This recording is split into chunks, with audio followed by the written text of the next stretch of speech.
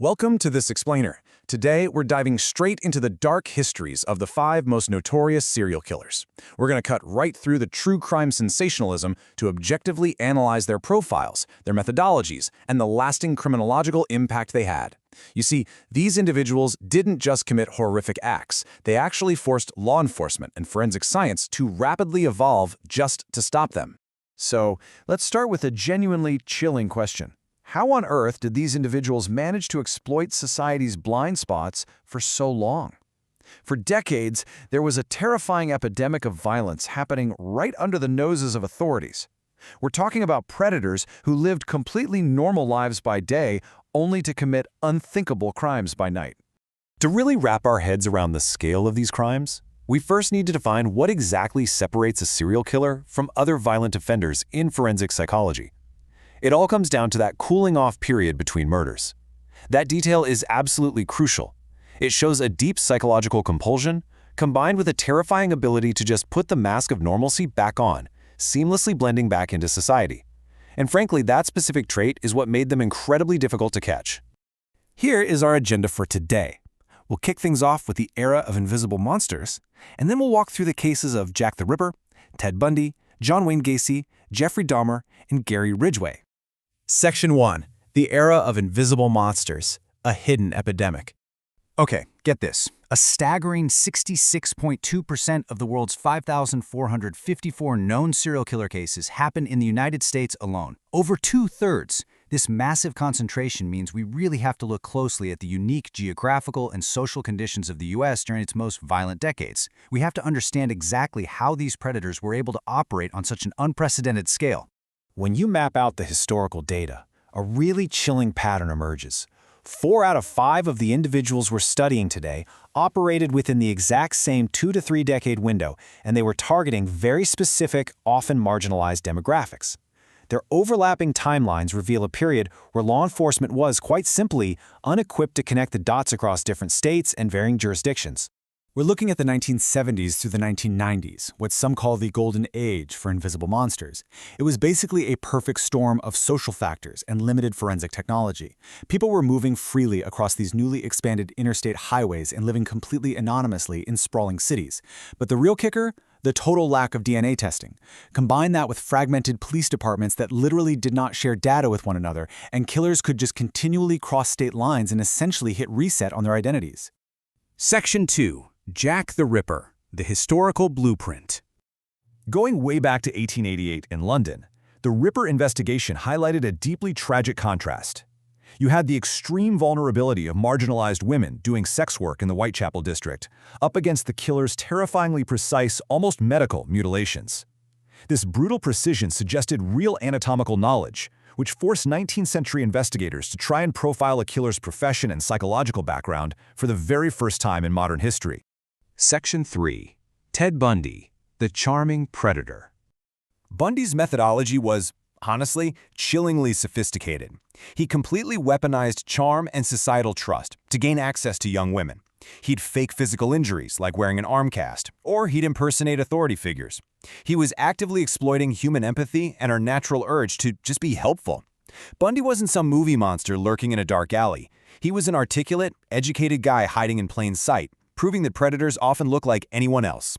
Because he operated all the way from Washington to Florida, his eventual capture forced a massive systemic evolution. The FBI had to radically adapt. This case directly led to the development of modern criminal profiling and multi-jurisdictional task forces. Finally, different agencies started communicating to track highly organized, mobile offenders who were crossing state borders. Section 4. John Wayne Gacy, the Killer Clown. What makes Gacy's profile so profoundly disturbing is how perfectly his public persona shielded his horrific activities in suburban Chicago. The guy was a successful contractor, a political organizer, and a charity fundraiser who entertained children. The terrifying reality here is that a deeply embedded pillar of the community can also be a brutal predator, using a flawless facade of civic duty to make himself practically invisible to suspicion. Gacy's modus operandi was a highly organized, predatory routine. He'd use this fake magic trick to convince victims to try on handcuffs, instantly incapacitating them before strangling them. And he used this exact, methodical routine to murder and hide 26 of his 33 victims right beneath the floorboards of his own home. He was maintaining a totally normal life, literally on top of a graveyard. Section 5. Jeffrey Dahmer, the escalating depravity. Dahmer's methodology shows a dark, unprecedented escalation of depravity, which started as luring victims from malls and gay bars with the promise of cash, transitioned into horrific, systematic acts of postmortem dismemberment, necrophilia, and even cannibalism. His psychological compulsion became so extreme, he actually attempted chemical lobotomies, trying to create permanently compliant victims.